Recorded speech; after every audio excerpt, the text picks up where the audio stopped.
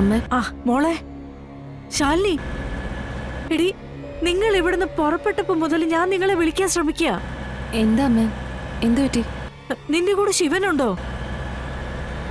ആ ഉണ്ട്, വണ്ടി ഓടിച്ചോണ്ടിരിക്കും. എങ്കിൽ മോളൊന്ന് വണ്ടി നിർത്താൻ പറ, എനിക്കൊരു കാര്യം പറയാനുണ്ട്. വണ്ടി ഒന്ന് നിർത്തൂ.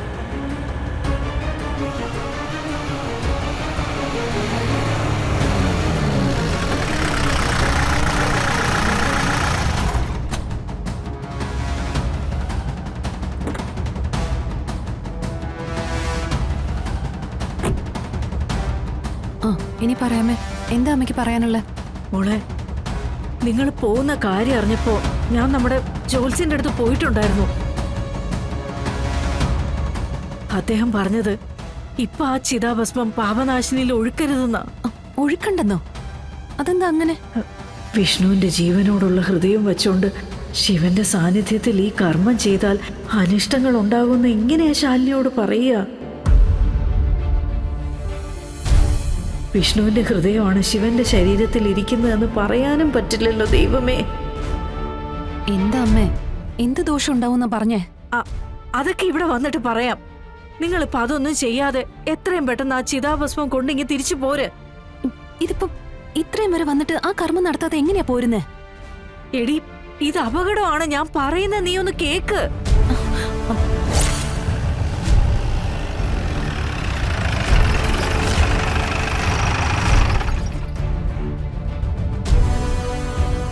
എടി ശാലിനി, മോളെ, ഹലോ.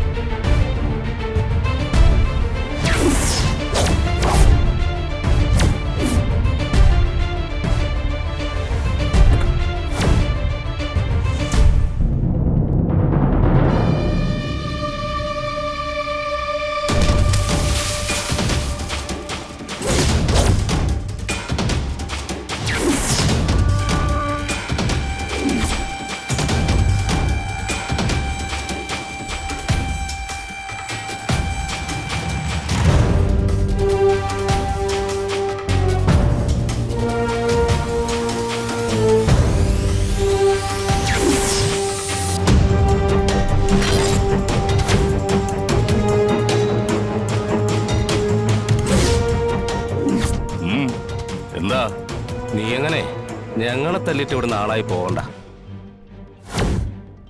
തല്ലിക്കൊല്ലടാ ഈ വരുത്തനെ. വരണടാ.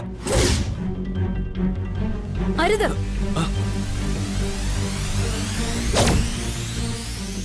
ഞങ്ങള് പാപനാശിനി പുഴയിലെ ചിതാഭസ്മം ഒഴുക്കാൻ വന്നതാണ്. തടസ്സം നിൽക്കരുത്. ഏയ്, ഒന്നും ചെയ്യില്ല. രണ്ടിന്റെ ശവം ഞങ്ങള് പാപനാശിനി പുഴയിൽ അങ്ങ് ഒഴുക്കാൻ പോവുക.